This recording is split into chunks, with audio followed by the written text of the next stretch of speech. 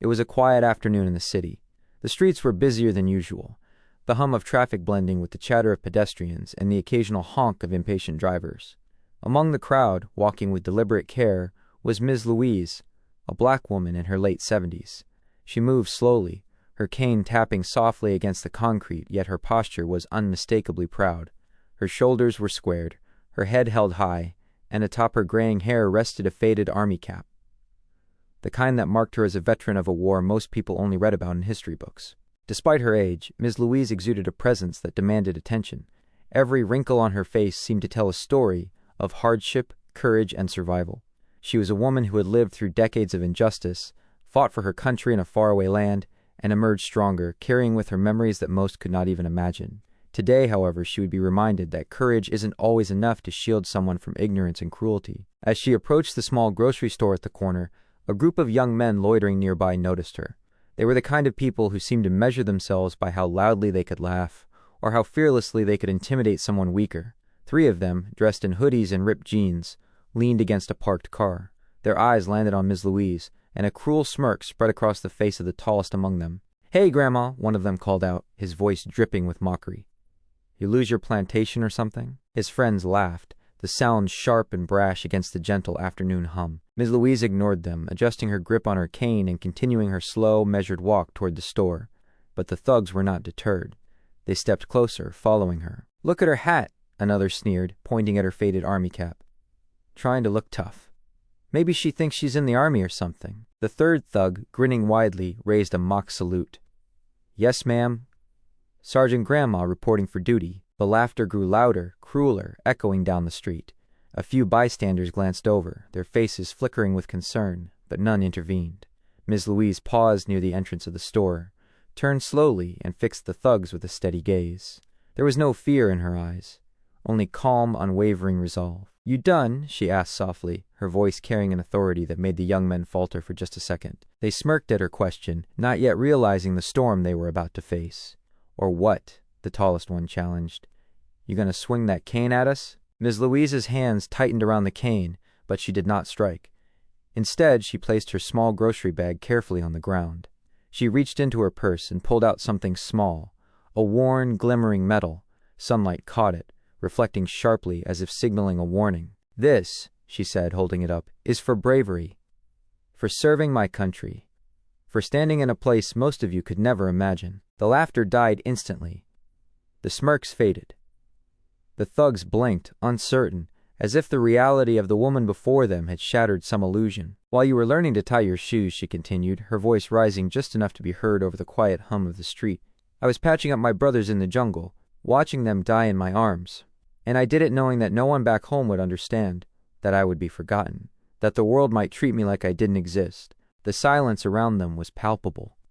Even the distant hum of traffic seemed to quiet down, as if the city itself were holding its breath. "I bled for this country," Ms. Louise said, her eyes locking onto each of the 3 young men, "so you could have the freedom to act like fools.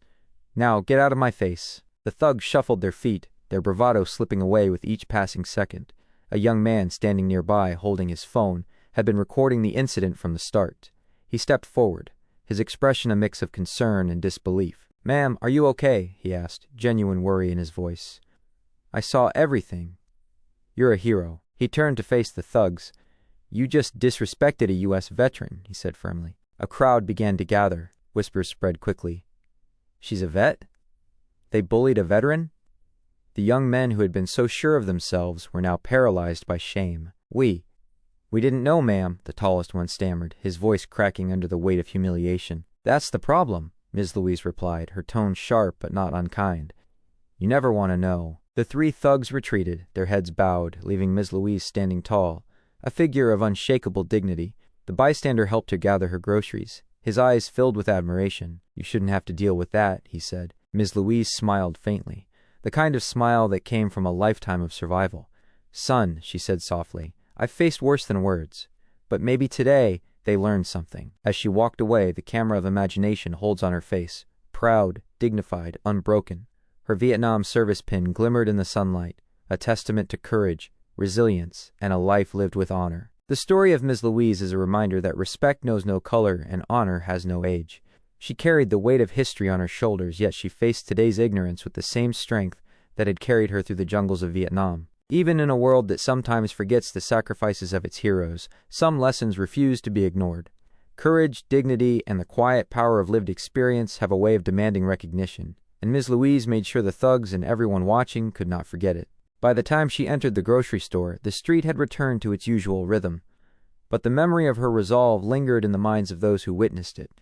People walked away whispering, sharing the story on their phones, recounting the bravery of a woman who had survived more than they could imagine. The thugs, meanwhile, were left to reckon with their ignorance. They had sought to intimidate, to provoke fear, but instead they were confronted by the unyielding strength of experience, by a life that had been forged in the fires of real conflict. Ms. Louise, however, did not need them to recognize her. She had never fought for acknowledgement, only for justice, for integrity, and for the memory of those who could no longer speak for themselves.